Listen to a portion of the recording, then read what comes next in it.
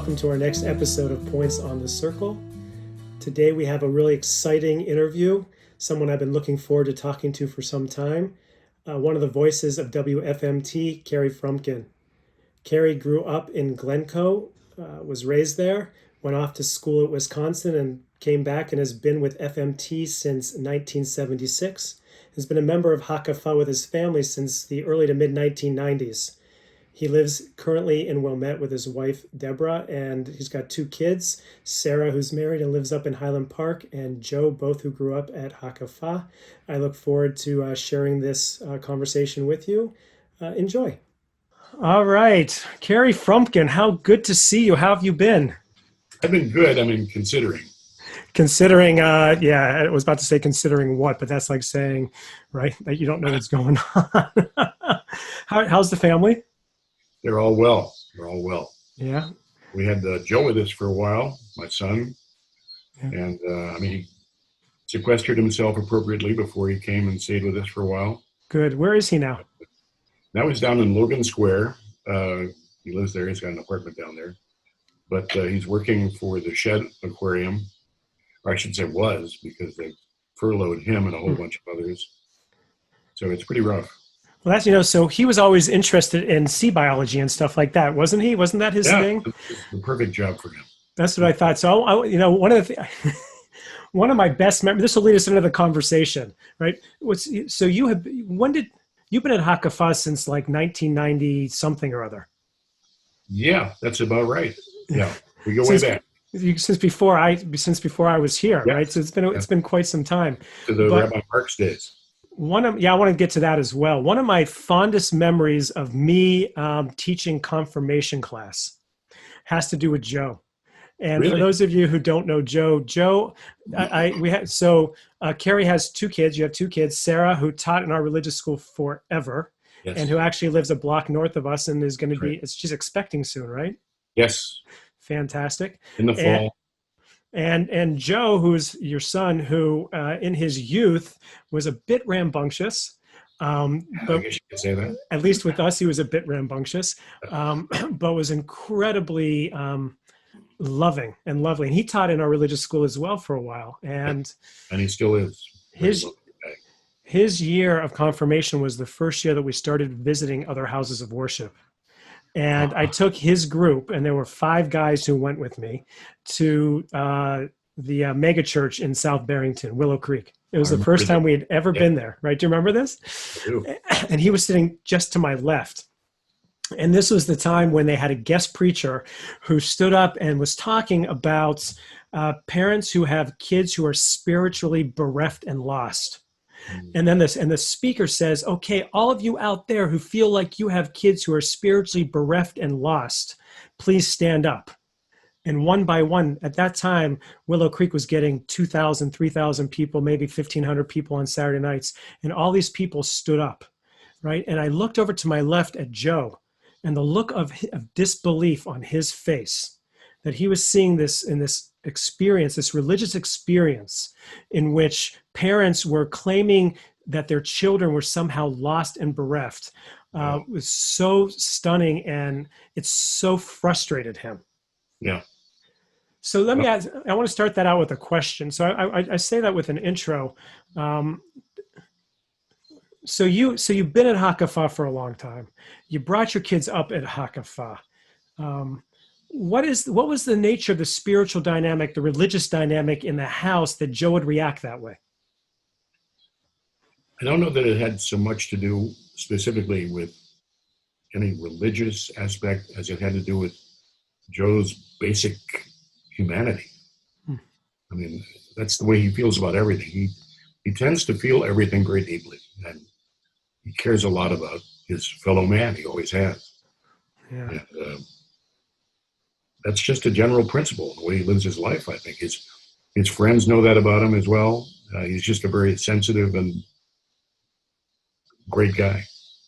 He really is. Yeah. He really is. An empath. That's So it's interesting, if he cares that much about people and he feels that much, why the world of animals? Now, we're not here to talk solely about him, but that's where we're going.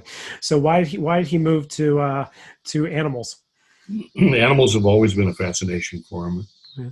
Since he was a little kid. snakes, insects. I mean, the expression, he wouldn't hurt a fly. Well, that's exactly true with him. In fact, he goes to the point of, if he sees a moth in the house, he will cradle the thing in his hands and take it outside and let it go. Good for him. That sort of thing. But it's a general respect for life, respect for the world in general, I think. And he's a very strong environmentalist as well because of that.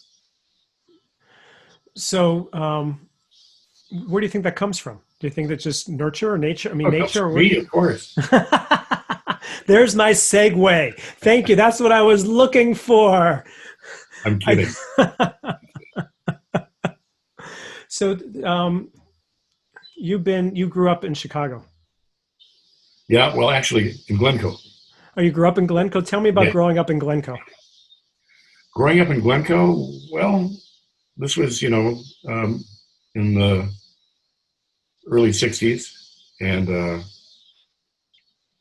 was the typical suburban experience, I think, for a lot of people, although when I say typical, I mean privileged, certainly. And there was a sense of that, and a sense of isolation from really what was going on in the rest of the world, certainly, if you were aware at all.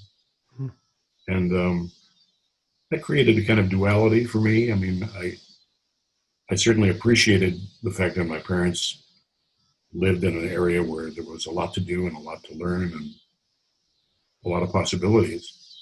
But at the same time, I think I increasingly became aware of how much of a sheltered environment it was. And that really hit home when I went away to college. Where did you go? I went to Wisconsin for undergrad and then Northwestern for graduate work. How did that hit home at Wisconsin? More graduate work. I'm sorry, excuse me, I didn't mean to interrupt you. How is Wisconsin an eye-opener? Wisconsin, if you may remember, in the late 60s was pretty much a hotbed of protests for the Vietnam War. And you may remember the Dow Chemical protests that took place, and I was very much involved in that. Huh. And in fact, at one point, found myself in jail. Really? You went to jail? Oh my God! I went to jail. My first convict interview. But the wonderful thing about Wisconsin was we had a very liberal administration, and the chancellor at that time bailed out everybody who got thrown in jail that night. Wow! So it was really kind of an amazing thing. But I mean, that kind of thing awakens you to, what's going on in society at large, and stays with you if you're at all a sentient human being. And I think that pretty much set me on my course as far as what I believed in. So what compelled you in the first place to even get involved? First of all, it was hard not to be involved because it was in the streets. It was everywhere. No matter where your apartment was or your dorm was, it was happening. And the TAs and the professors were very much involved in it as well. And a lot of what was taught in class, when classes were able to be held that year, dealt with what was going on, the big issue of, was this a just war? And a lot of us, of course, were of draftable age, as was I. And so it really hit home in a strong way. So there was this duality of the bubble as opposed to the real world. You went out and really were influenced in a way, as you've said, to kind of send you on a course. And I'd like to hear more about that in a moment. And yet you ended up back here. So you came back to the bubble. Well, I did, certainly. I mean, if you're in academia, no matter where it is, you're in certainly a bubble. Yeah. And except for those moments when the real world does pierce through. And those are the moments, I think, that are perhaps in some ways even more enlightening than your classes. So in moving back to Wilmette and re-entering this space, in what ways have you felt that the real world, quote unquote, has, over the years that you've been here, have shown up? I think I can give Hakofa some credit for that. I think, for my being aware of, the world as it is, as opposed to the sheltered environment of the suburbs. Mm-hmm. And I think that's actually what initially attracted us to Hakafa in the first place. The idea that there was always a very strong social awareness and consciousness. And it seemed to be the motivation for everything that was happening there in a lot of ways. And when I was a kid, I went to a very conservative synagogue. And that was very isolating and very unreal to me. And I really disliked it. So coming upon Hakafa was a refreshing experience. Which synagogue did you belong to? I'm not going to name names. Sorry, that was well said. Shame on me. Shame on me. No, so it's interesting because, I grew up with the conservative movement as well, as did Rona. And what I tell people all the time is that when I walk into a conservative shul, immediately I feel at home and immediately I feel like I can't wait to get the heck out of there. That's very interesting. So there's a sense of, I grew up in that, so I'm comfortable. And at the same time, I'm so incredibly suffocated, right? That if you wanted to put me on a couch and charge me $150 an hour, we can dissect that. So the awareness came through the congregation life, but I also sense, through your work and just the way you live your life, that it's not just the convenience of being at Hakafa that opens your eyes to the quote unquote real world, because we still do it through a liberal limousine, glasses to some extent. We're all up here. So what else impacts that for you, do you think, or has over the years? I think just what I read and, what I expose myself to in terms of media. I've always had, very liberal inclinations, shall we say, if you have to put a label on it. And if you have a quest to know what's going on in the world, I think you can't help but be influenced by it and want to try to do something about it. Although I constantly feel that I'm not doing enough, and it's a dilemma. I mean, the problems are so enormous. You feel great guilt over not being able to have more of an effect. Nothing like some good Jewish guilt. Yeah, of course. So I admit that I went online today to get your bio, and so I did a little bit of looking for like 10 minutes, and I came across a video that you did in 2015 about starting out at FMT, talking about when you're a high school senior, and you walked in and you asked for a summer internship, and at the end they asked you to stay on. So my question for you is, had you walked into XRT instead of FMT, would your life have been very different? Probably would have been. But I've always loved classical music. My family loved it, and I always heard it in the house when I was growing up. So it was always what I was attracted to. And FMT was something I listened to since I was a child. So working for this particular station was sort of a dream. And I was always going to be oriented in that way if I was going to be doing radio. So you've been there for how long now? Oh my gosh. I'm among the oldest left on the staff. I think I started in 1976. Wow. Full time. Who stays that long in one place? What's that? Who stays that long in one place, particularly in your industry? Someone who's pretty happy with what they're doing. And I really have been. It's a remarkable place. So you've been there 44 years. Yeah.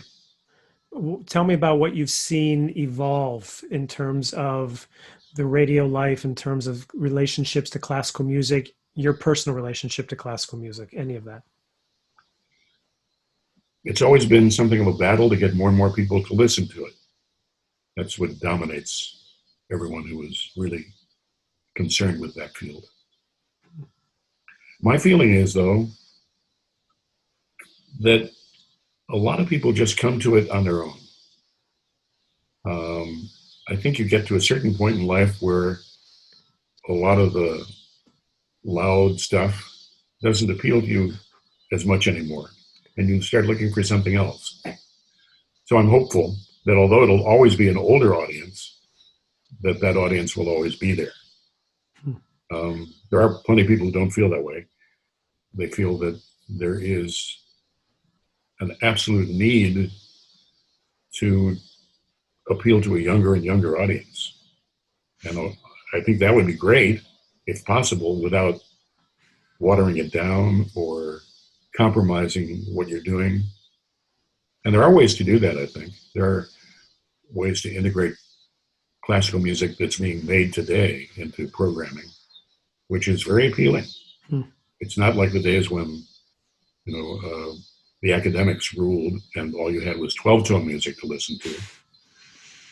There are people who believe in tonality these days, compelling tonality, and interesting music.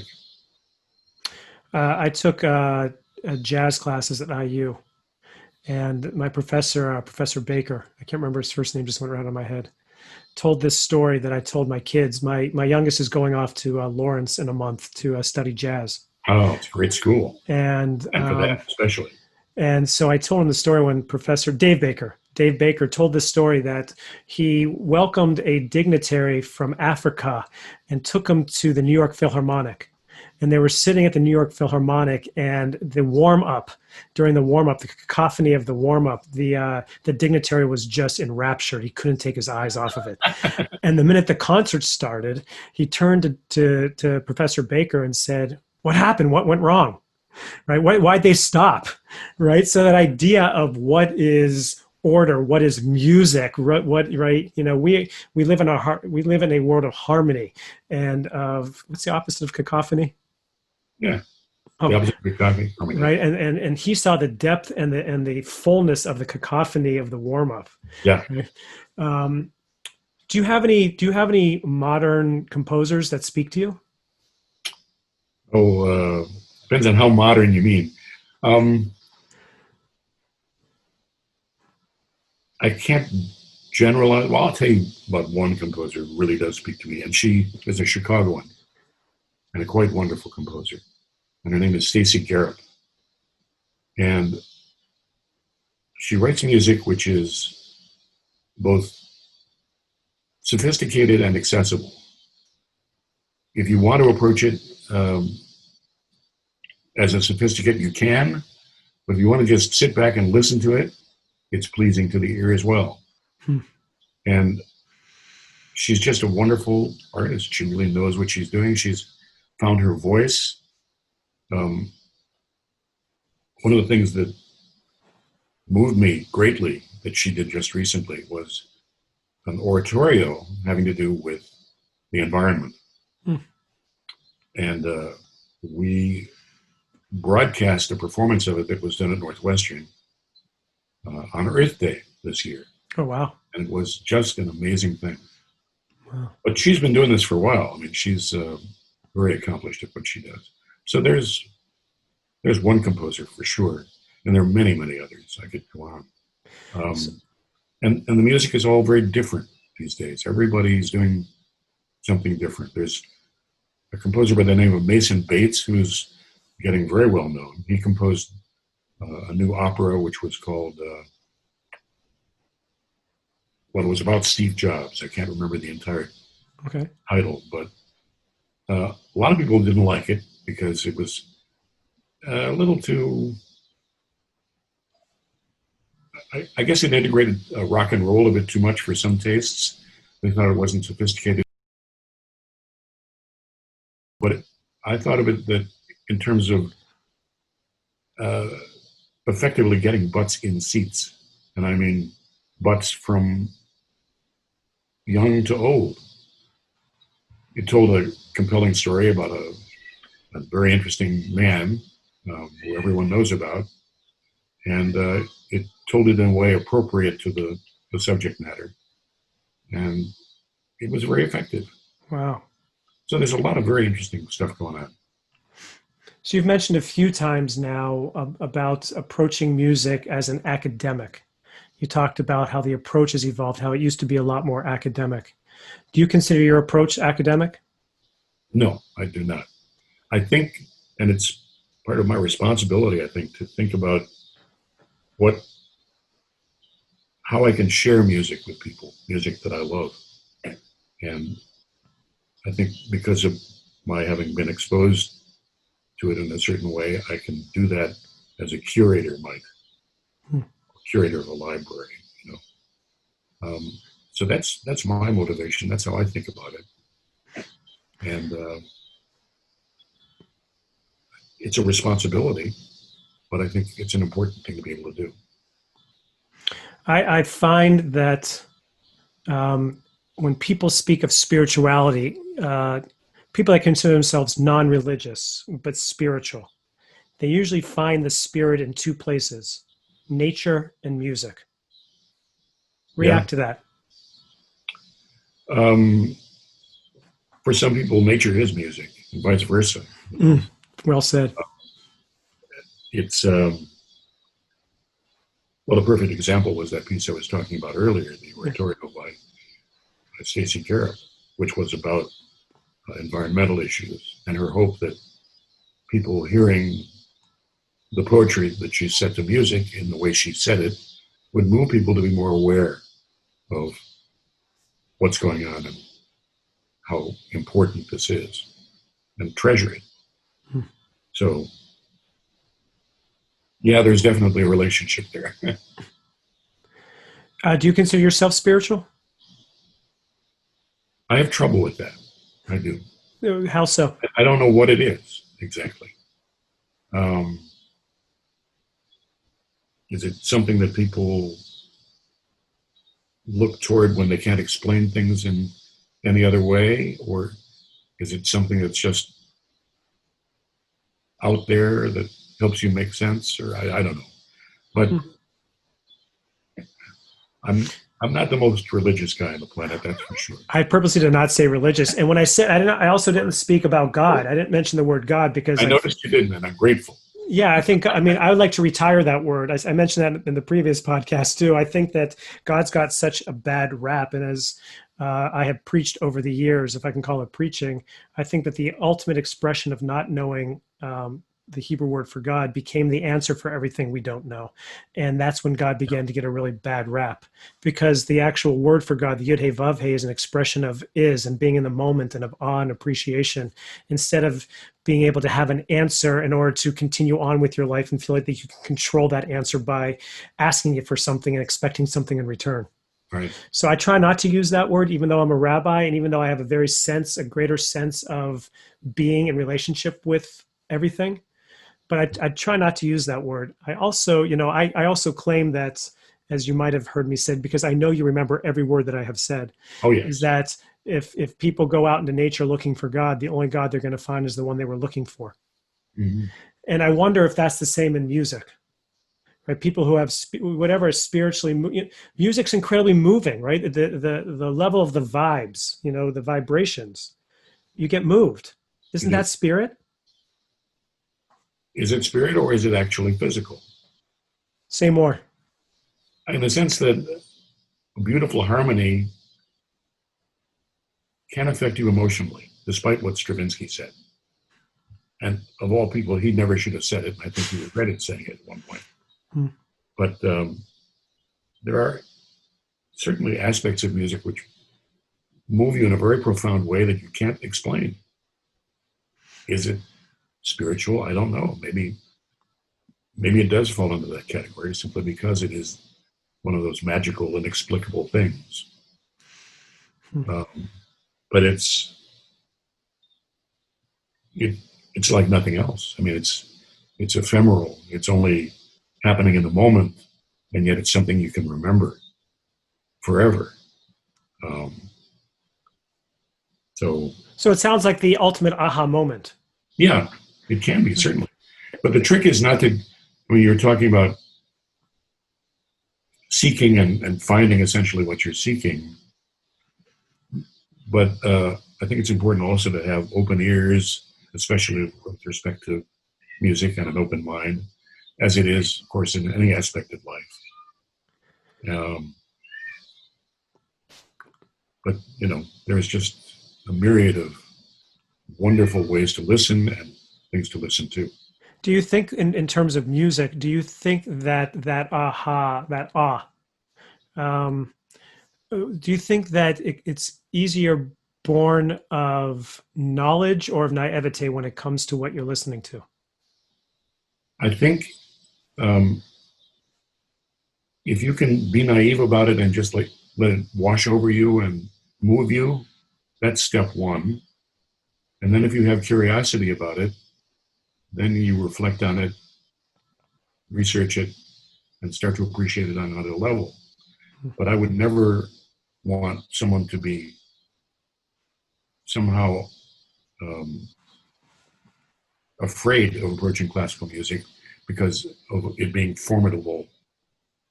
And I think that's the challenge that we who present it on a regular basis have, to somehow not be off-putting to a novice who's approaching it for the first time. Is there a particular composer or performer that sends you to aha places and moments more than others, or traditionally? Another hard one, another hard question. I'm sorry. Do you want easy ones? No, I don't. I know it is. I keep coming back to Schubert. And the reason for that is, first of all, his ability to create the most wonderful melodies and lyricism. And then the other part of it is, as you listen to what he's doing, even in moments of great joy in his music, you hear a sort of melancholy just around the corner. And sometimes it's overt, but at other times you just sense it's there. So there's a depth to it and a beauty to it that is very, very appealing to me. It sounds almost as if the way you're explaining it for you, I don't want to put words in your mouth. My reaction was joy, right? Which is a reflection of balance of bittersweetness. Right? It's not happy, because happy to me is superficial, and it's not morose, but there's an element of just honesty, of emotional honesty. That's how I'm hearing you say that. True, very true. How do you feel about Wagner, and how do you reconcile Wagner? Well, Mozart too, right? Mozart was anti-Semite too, I heard recently. Is that true? There's a lot of them. But if you ignore all of the music made by the Viennese and the Germans, you're ignoring an awful lot of great stuff. And I mean, I don't know how you explain how such a horrible person as Wagner was could create such amazing music, but he did. It's just a fact. And I think, if you could probably have a long discussion about this with someone like Daniel Barenboim, who of course is Israeli, I mean not Israeli, but Jewish, and has championed Wagner's music over the years, even in Israel. Oh, it was a big debate. He got a lot. He got a lot for it. But he insisted that this be heard. He may have been a bit too forceful about it, because I mean, you never want to go so far as to actually make people feel pain as a result of something you're doing. Yeah. But on the other hand, to make the point that in some ways it had nothing to do with what the man did in his life, but his mind. So who knows? It's hard to explain. Did you ever have internal conflict about it when you approach it, when you listen to it? Has it ever crossed your mind? I never did, but I can imagine how my grandparents would have, of course, because it was heard in the concentration camps. It was played by Jews in the concentration. It was forced upon, right? Right. But it never really was a problem for me. I mean, I could always appreciate it for what it was. So I want to come back to the idea of the mind, because there is the conflict of genius, right? Genius and crazy, in a sense. I'm not saying he was crazy, but because I didn't know him personally, but there's that mixture. And how do you separate? How do you separate the two, if you know? I certainly don't know. And I think often they go hand in hand, the idea of genius and craziness. Yeah. And it just has to be accepted for what it is, I guess. So you appreciated the boundaries that Burnborn was that he was pushing in Israel. I appreciated it, and yet I thought maybe at times he was a bit too insistent. Um, I mean, there were instances where people would walk out of his concerts rather than listen to what he was doing. There were Holocaust survivors who were traumatized by Right. it. And rather than do that to people, maybe there could have been some other way. Hmm. I mean, I certainly appreciate what it must have meant to have heard in that way, to try to put myself in their shoes and understand that. So you grew up in a conservative Jewish home. Tell me about your upbringing. What was that like for you? Besides the fact that you said it was stifling. So I don't need to know about the synagogue, but I really didn't ask which one. That's going to be erased. But just tell me in general about the experience of growing up on the North Shore as a young Jewish person in the 50s and 60s. First of all, I don't think that the household was that conservative. We had a kind of duality, which was kind of confusing because my mother came from a very conservative family. And so my grandmother, my maternal grandmother, was very strict about keeping kosher and going to shul and expected her daughter to do that and bring up her family that way. My father, on the other hand, came from a much more, shall we say, liberal background. And my grandparents on that side were very, very different, to the point of even eating bacon, you know, in their household. So what my mother did to compromise was she kept a number of sets of dishes and tableware. So when my grandmother came over, we'd be eating off of the kosher plates. And all the other times we'd be eating off of the treif plates. So it was confusing. That reminds me of the scene from Tova Mervis's The Ladies Auxiliary, which talks about, it's a fictional account, but it's actually real, about life in Orthodox Jewish Memphis, in which the woman kept a strict kosher home except for the shrimp salad she kept behind in the back of the freezer when her husband left, where she would take bites of. So that was confusing for you. What's the message you got besides confusion? I think it made for a lack of commitment. I mean, I didn't really feel like there were any strong beliefs in terms of approaching religion. And I grew up without them. And yet, you know, my parents insisted that we be a part of this conservative congregation, and that seemed like a contradiction in so many ways. What, Jews and contradictions? What? I keep going. I'm sorry, I interrupted you. Go ahead.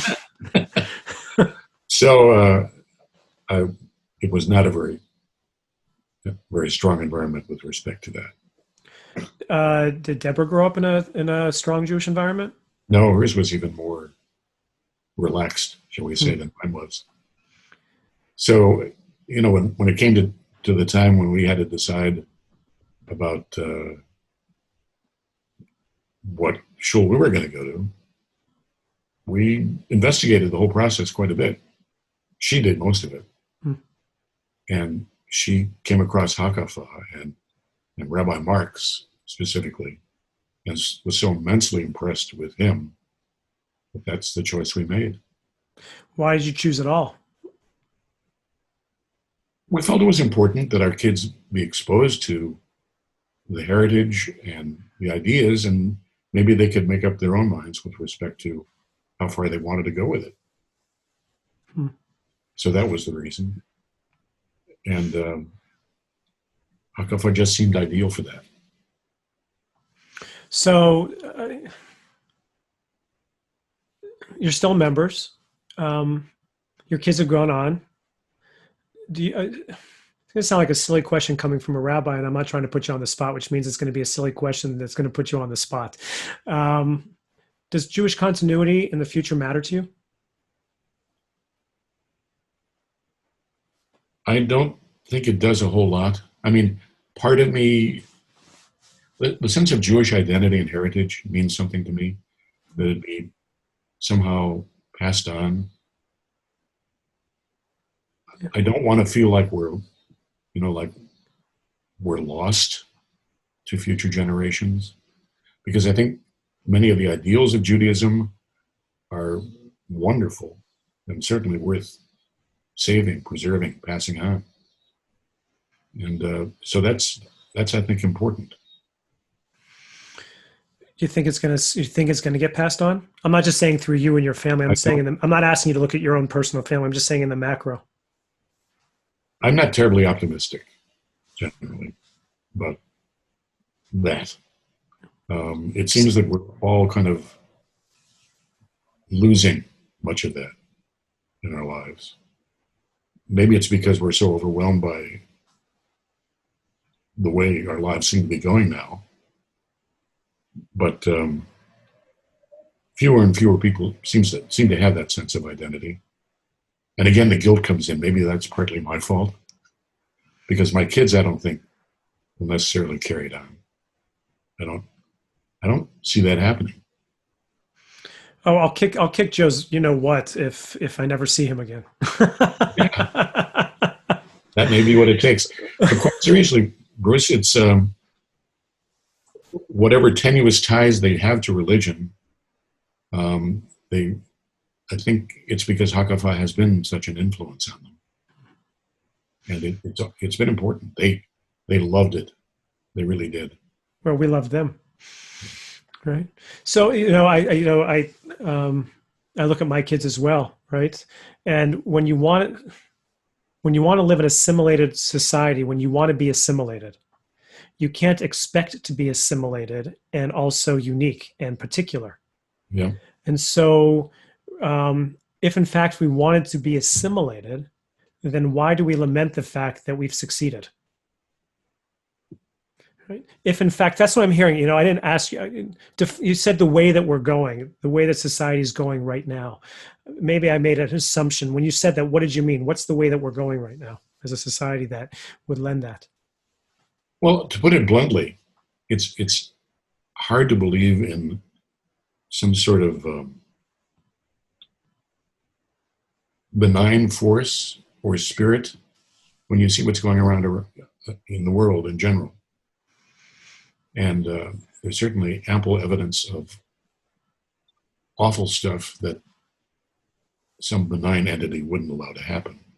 I mean, that's a very simplistic view of what God is or spirituality is, I know, but it certainly must create doubts in the minds of many people, And some people turn to it for solace. Others say it can't possibly be there if this is happening. Does that make any sense? Well, yeah, but I would contend that is because, basically you're talking about orthodoxy and atheism. Yeah. And what I would suggest is that they're two sides of the same coin. Is that atheists reject the same God that orthodoxy embraces. It doesn't mean that that's what God is. Yeah. And that gets back again to making God the answer. Did you ever read The Onion? Yeah. So my favorite Onion headline of all time is 8-year-old boy asks God to be able to walk again. God says no. Isn't that horrible? Isn't that horrible? But it's so at the essence of the entire problem with what you just said. So, we could have a theological back and forth. That's not the intention here. I don't see God as a benign force out there. Not even a separate force. I can't use the words create, be. I can't look at the Bible and read it as anything but metaphor and then question the metaphor, because to concretize it and to see that people who have concretized it are turning into public policy in our country, right, is so dangerous. Yes. And limiting, and again, it gets that sense of wanting to control something that is you can't control, right? And so I have to. The very fact that you said what you said embodies, for me, the reason we were so attracted to Hakafa in the first place. Yeah, it's a pretty cool place for a lot of reasons, right? I'm glad I'm rabbi here, but I like the way you think. Likewise, but I worry, so I don't know if I worry as much like I used to, but when you create this place that Hakafa is a part, this Reformed Judaism, as a way of balancing assimilation and religious practice. At its core, there's no there there. Yeah. Because what are we trying to do? Assimilate or keep people, keep people separate? Right. One of the reasons why I started doing interfaith marriages was the realization that, you can't have your cake and eat it too. You can't expect separateness, right, when you are preaching togetherness. Yeah. So then what is it? And this is actually not a rhetorical question. I'd like an answer to this. Uh-oh. What is it that those are those ideals about which you spoke that you think that Judaism gives value to? What is it that you are the kernels that are the Jewish kernels that need to exist? And can they do that in a universal sense? I think Judaism for me is, the essence of humanity, the idea of caring for one's fellow man. And we mentioned this at the very beginning, having a social conscience. I think that's something that our people over the years have demonstrated in general. I mean, certainly there are exceptions. But in general, that seems to be the basic tenet of what we're all about. Is that a tenet of Judaism, or is it a tenet of an oppressed people? And intellectually, that's an intellectual people too. Well, I think it's probably both. It's probably both. And to maintain that, even though we've been oppressed, is, I think, even more remarkable. So what happens when we're no longer oppressed? Does that go away, or I mean, in your mind? I don't want to get into the politics of the world right now, but I'll leave it there. Do you think that we can maintain, when we are no longer an oppressed people, can we maintain those values and ideals? Well, that may be the big question, and that may be the reason that I wonder whether or not these things will be passed on from generation to generation. And that may be the big battle, that those who want to see it continue will have, to find ways to keep it relevant, keep it important, and to understand that those ideals should be there no matter whether there's oppression or not.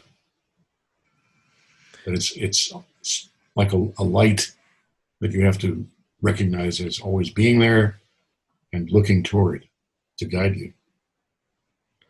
Is there a particular classical piece in your mind that when you hear it resonates with your values and your Jewish values most?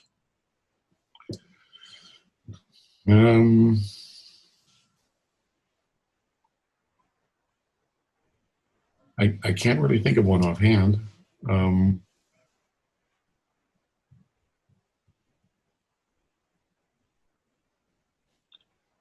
I mean, certainly in a more general sense, we spoke about humanity, and I think that is something that resonates deeply, shall we say, in the work of many composers. And idealism. Beethoven comes to mind. I mean, that's not Jewish music per se, but I didn't ask about Jewish music. I talked about Jewish music. That's certainly, but he expresses perhaps the Jewish idea of humanity being the most important thing. The idea of thinking about one's brother all the time. That for him was of the highest importance. You hear that in his music? Yeah. What about his music says that to you? It can be overt in something like the Ninth Symphony, which is all about that. Or it can be more subtle in something like the Fifth Symphony, which initially was about, or I should say the Third Symphony, the Eroica, which was initially about heroism. And it started out as something celebrated Napoleon, who he thought was a hero, but Napoleon, for Beethoven, fell from his pedestal as soon as he proclaimed himself emperor. And then it became more generally about heroism and about bravery and about doing things which are good for humanity. I mean, that's reading a lot into what is just music and notes, but we have his letters to tell us something about that stuff. So maybe that becomes integrated for me. But yeah, I think Beethoven was in many ways very optimistic about carrying on the feelings and importance of the human being into history. And so he'd probably be a good candidate there. I got one more question for you. And it's only because I would be remiss if I did not ask it, and I apologize for asking it. So the backstory is, I was driving down the freeway about 10 years ago. I do listen to FMT, just so you know, but I also listen to Sirius Radio. And I was listening to the jazz channel on Sirius Radio, and I heard a jazz fiddler coming on. And before they announced it, I automatically knew that it was Aaron Weinstein, because I can hear Aaron, and I know it's Aaron. There has been more than once where I have been listening to the radio, or someone's been listening to the radio, or I've been somewhere where the radio has been on and FMT's been on, and your voice comes on, and I automatically know it's you. I can only imagine that people associate you with your voice all the time, that people ask you about your voice all the time. Is that a fair assessment or an assumption? They do. I mean, it's true. So did you always have this voice? Were you like born with the FMT voice? That's my question that I'm sorry that I have to ask, because if I didn't, someone would say, why didn't you ask him about his voice? I popped out of the womb when I was speaking this way. No, I mean, my voice changed when I was in high school. And it's just a set of pipes. It's the luck of the draw. I think it's what you do with it that counts, of course. It's what's behind the voice, I hope. Well, what I was about to say is what I was about to say is, one of the things I love about your voice is that it really does reflect the person behind it. There's a real, we've known each other a long time, not intimately, but we've known each other a long time. And that one vibe you've always given off to me is just this sense of soothing, and a sense of depth, and a sense of really of being. Oh, and it comes through. And so I think you're in the right space. And I'm glad to hear you said it 30 minutes ago, that you've always loved classical music, and that FMT was the space for you, because, your voice wouldn't work the same on XRT. It would have been pretty cool. I mean, the get up going, the beard and the mustache is very Jerry Garcia, but story, there was on April Fool's Day, many years ago, someone had the idea of having FMT announcers do some announcing on XRT. Oh, yeah? And in turn, having XRT announcers do stuff on FMT. And so we switched for a day. That's fantastic. How was it? It was crazy. It was crazy, but very amusing. Did people notice? No, but someone's got to have a tape of it somewhere. Oh, that's fantastic. Yeah. Is there anything else I should have asked you? This has been fantastic. Time has flown. I'm happy with it. I enjoyed talking with you very much, and I feel privileged that you asked me. So, yeah, thanks a lot. There's so much more we could talk about. It's a real honor to get to spend the time with you and to share you with other Hackathon members. And we'll see how people react. And I hope that in spaces that we, once again, when we're able to occupy them together, that hopefully helps bringing us a little bit closer together. So with that, I say thanks a lot. Please hug your family for me. I didn't have even a chance to talk more about Deborah. I didn't have a chance to get more into Sarah. And I just, in Hebrew, we don't say Mazal Tov about a birth. We say B'sha'a Tova, which means at the right time, at the good hour. Yeah. So when's she due? She's due third week of September. I hope that it's a safe delivery. I hope that you enjoy every moment of grandparentness, and I look forward to meeting that child. And tell Joe I want to hear from him. Okay, I will. All right. So thanks a lot, and we'll talk soon. Okay. All right. Take care. You too.